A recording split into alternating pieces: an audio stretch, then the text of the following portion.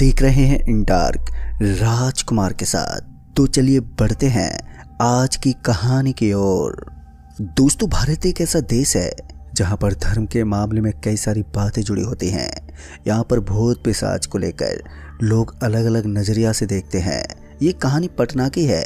पटना के पश्चिम दिशा में एक छोटा सा हाईवे पड़ता है और उस हाईवे का नाम मुझे ठीक से तो याद नहीं है, लेकिन एक बार वहाँ से सफ़र करते हुए मैंने एक ऐसी खौफनाक दास्तां से मुलाकात की थी कि उसके बाद मेरा चरित्र भी उन लोगों में सवार हो गया जो भूत प्रेतों में विश्वास करते थे। तो आइए जानते एक डरावना किस्सा। दोस्तों, ये तब की बात है जब मई का महीना चल रहा था। हुआ कुछ ऐसा था कि उस दिन सफ़र करते हुए बीच रास्ते की सड़क टूट गई थी, जिस वजह से गाड़ी से बाइक का चलना एकदम बंद हो गया था। सारी सवारियां बस से उतरकर अपने अपनी दिशा में चली गई थी, लेकिन मैं अपने दोस्त प्रवीण के साथ बस यही सोच रहा था कि किसी तरह से इस बस को उस दूसरी साइड तक ले जाया जाए, उसके बाद हम वापस से सफ़र कर सकते हैं। लेकिन अफसोस ये कि लगातार 1.5 घंटे तक इंतज़ार करने के बाद भी वो लोग ऐसा नहीं कर पाए। फिर अंत में जाकर हमें भी अपने रास्ते की तरफ निकलना पड़ा।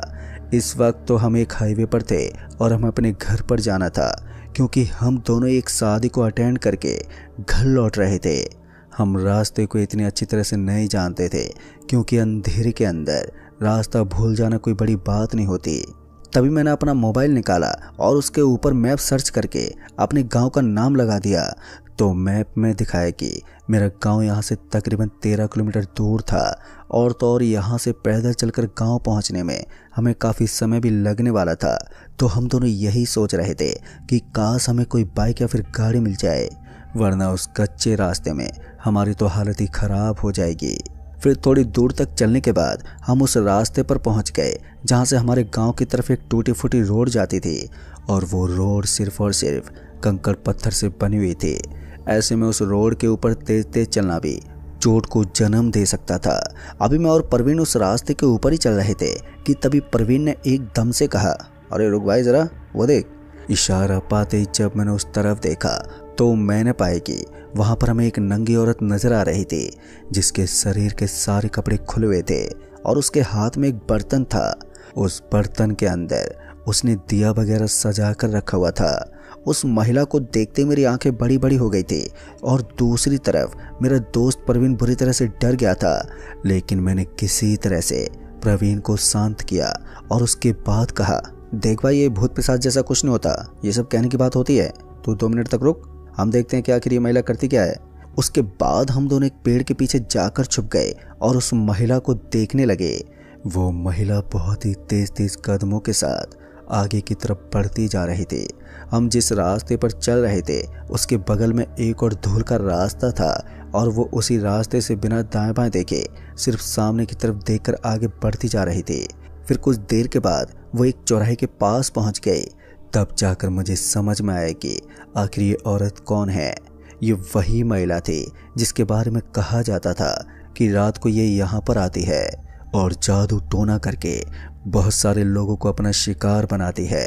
साल में 1-2 लोग तो ऐसे होते थे जिनकी बेवजह ही मौत हो जाती थी, और उसका कारण भी यही महिला बताई जाती थी। मगर मैं इन चीज़ों में कुछ खास विश्वास नहीं करता था, इसलिए मैं आज इसी नज़ारे को देखना चाहता था कि आखिर ये किस तरह से अपने जादू टोने को अंजाम देती है। फिर वो महिला उस चौराहे के बीच में पहुंच गई, और जैसे हमने उसका चेहरा देखा तो मेरे पांव तले ज़मीन खिसक गई। दरअसल मैंने देखा कि उसका चेहरा देखने में बहुत ही ज़्यादा डरावना लग रहा था। फिर मुझे लगा कि शायद इसने अपने शरीर के कपड़े खोलने के साथ ही अपने चेहरे के साथ भी कुछ न कुछ तो किया ही होगा, जिस वजह से उसके चेहरे के ऊपर चोट के निशान बने हुए थे। ऐसा भी तो हो सकता था कि रास्ते में उसे चोट लगी हो।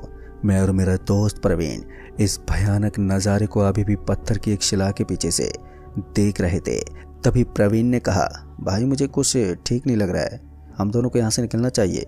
लेकिन मेरे मन में तो बस यही चल रहा था कि अंत में ये महिला क्या करती है।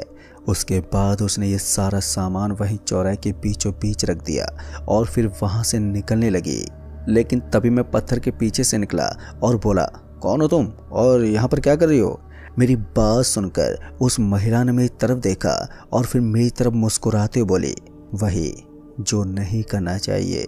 उसके बाद उस महिला का चेहरा मैं और भी करीब से देख सकता था, क्योंकि वो एक सेकंड के अंदर ही वो मेरे बहुत ही पास आ गई। वो मेरे इतने करीब आ गई थी कि मैं उसके चेहरे को बहुत ही करीब से देख सकता था। इतने में उसने अचानक मेरी गर्दन को धर दबोचा।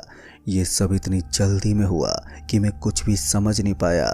जहाँ मुझे लग रहा था कि वो एक नॉर्मल महिला है, लेकिन अब उसके इस भयानक रूप को देखकर मैं समझ गया था कि जिन भूत प्रेत को मैंने सिर्फ दिमाग का भ्रम माना था, अब उनकी हकीकत से रूबरू होने के बाद मेरी जान हलक में आ गई थी। उस महिला के हाथों की जकड़न और भी ज़्यादा मजबूत होती जा रही थी और उसके साथ ही मेरी सांसें ऊपर नीचे हो रही थी। मेरा गला पूरी तरह से सूख गया था। मुझे लग रहा था जैसे कि अब मैं बस मरने ही वाला हूँ कि तभी एक पत्थर आया और सीधा उस भयानक से दिखने वाली महिला के हाथ पर लगा। हाथ पर लगते में सीधे नीचे गिर पड़ा तो मैंने देखा कि ये पत्थर किसी और ने नहीं बल्कि मेरे दोस्त प्रवीण ने ही उस तरफ फेंका था। प्रवीण की हिम्मत को देखकर मेरे अंदर भी जान में जान आई और उसके बाद मैं खड़ा होकर वहां से भागने की कोशिश करने लगा, लेकिन अब भागने की हिम्मत भी मेरी टूट चुकी थी। जितना मैं भागने की कोशिश कर रहा था उतने ही मेरे पैर लड़खड़ाते जा रहे थे। ऐसा लग रहा था कि मैं अब चाहकर भी नहीं भाग सकता। उधर मेरा दोस्त प्रवीण मुझसे काफ़ी आगे निकल रहा था।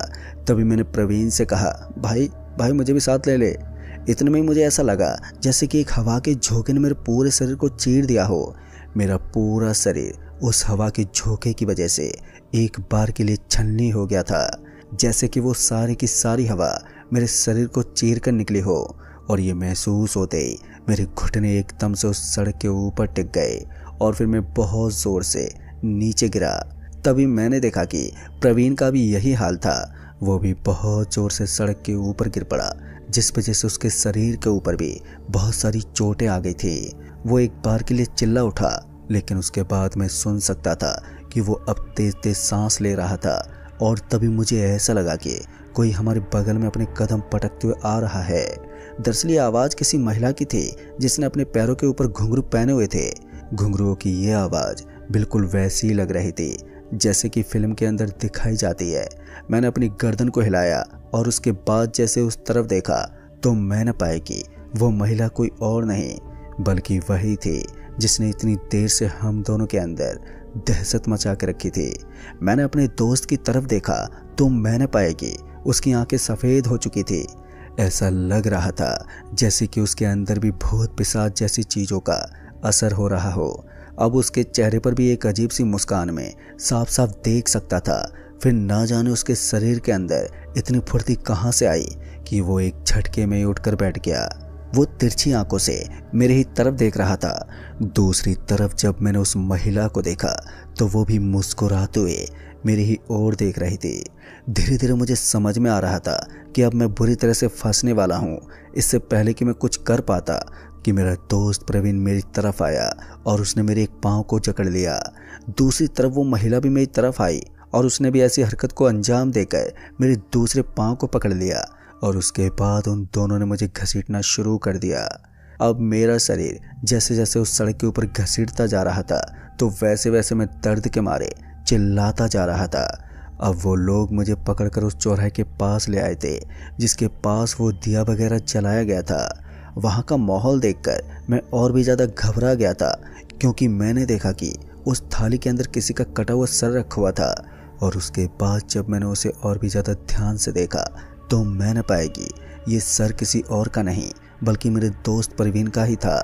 फिर जब दोबारा मैंने प्रवीण की तरफ देखा तो मैंने पाया कि उसकी गर्दन कटी हुई थी, लेकिन थोड़ी देर पहले मैंने उसके चेहरे को भी देखा था।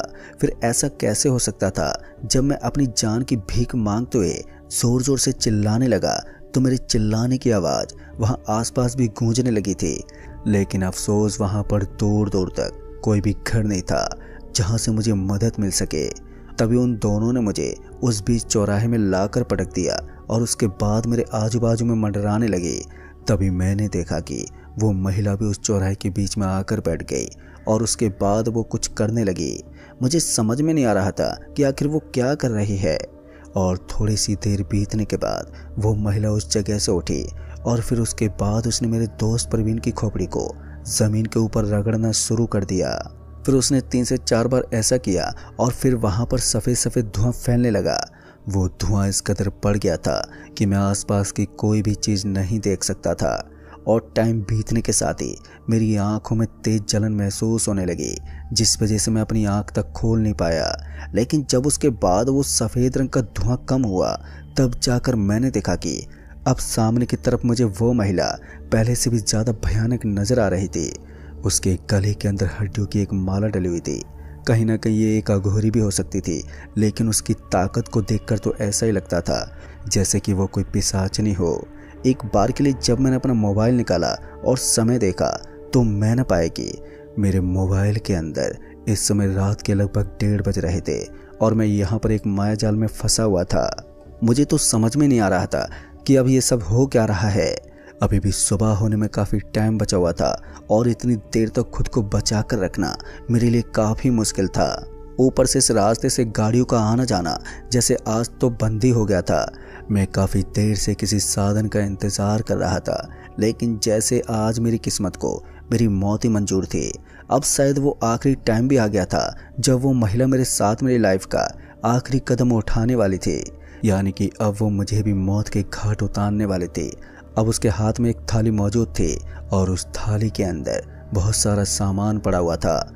थाली के अंदर बिल्कुल वैसा ही सामान था जैसे कि वो पहले यहाँ पर लेकर आई थी।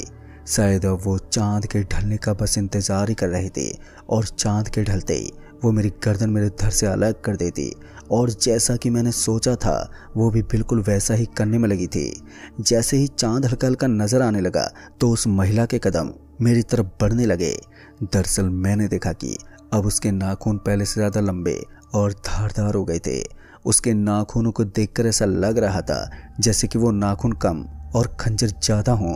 खून से सने उसके दांत अब मेरी मौत की तरफ इशारा कर रहे थे।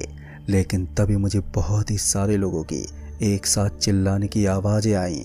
इन आवाज़ों को सुनकर मैं फिर से सहम उठा, लेकिन इस बार मैं जैसे पीछे मुड़ा तो मुझे अपनी ज़िंदगी जीने की एक उम्मीद नज़र आने लगी।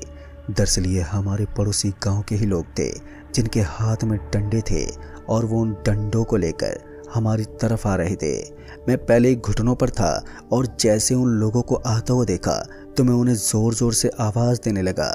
उनकी स्पीड और भी ज़्यादा हो गई और तभी उस महिला ने कहा, आज तो तू बच गया, लेकिन आइंदा फिर कभी नज़र आया तो इस बार तुझे कोई नहीं बचा पाएगा। फिर उसने मुझे एकदम से पकड़ा और ज़मीन पर गिरा दिया। नीचे गिरते ही मेरा सर सीधा सड़क से टकरा गया और फिर मैं बेहोश हो गया। फिर उसके बाद क्या हुआ मुझे कुछ नहीं मालूम। फिर उसके बाद जैसे मुझे होश आया तो मैंने देखा कि मैं हॉस्पिटल के एक बेड पर लेटा हुआ था और वहाँ पर मेरे हाथ पर बोतल चढ़ी हुई थी, लेकिन वहाँ पर मुझे अपना दोस्त कहीं भी नज़र नहीं आ रहा था। फिर मुझे अपने घर वालों ने बताया कि मुझे लगभग 2 हफ्ते के बाद होश आ रहा था और मेरे दोस्त परवीन की लाश उसी चौराहे के पास पड़ी थी। उसकी गर्दन कटी हुई थी और अब ये सुनकर मैं समझ गया कि उस दिन मैंने जो देखा था वो एक हकीकत थी। मेरा दोस्त सच में ही मारा गया था। दोस्तों, इतना सब सुनने के बाद मेरी आंख से आंसू टपकने लगे, क्योंकि वहाँ पर सरासर मैंने ही गलती की थी। अगर मैंने अपने दोस्त की बात मान ली होती तो आज वो जिंदा होता, लेकिन होने को भला कौन टाल सकता है। लेकिन इस दिल दहला देने वाली घटना के बाद जब मैंने उस महिला के बारे में पता लगाया तो मुझे पता चला कि वो एक डायन है जिसको हमारे बगल के गांव वाले लोगों ने ही जलाकर मार दिया था, क्योंकि वो छोटी उम्र के बच्चों का खून पीती थी। और जब लोगों को उसकी इस करतूत के बारे में पता चला तब उन्होंने उसे जिंदा ही जला दिया।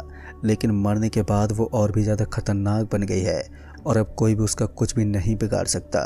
तो दोस्तों, इस कहानी में बस इतना ही। कहानी आपको पसंद आई हो तो वीडियो को लाइक शेयर कमेंट ज़रूर कर दें और साथ ही चैनल पर अगर नए हैं तो चैनल को भी सब्सक्राइब ज़रूर कर दें। तो मैं आपका दोस्त राजकुमार जल्द ही मिलूँगा ऐसी एक और डरावनी कहानी के साथ। तब तक के लिए बाय एंड टेक केयर।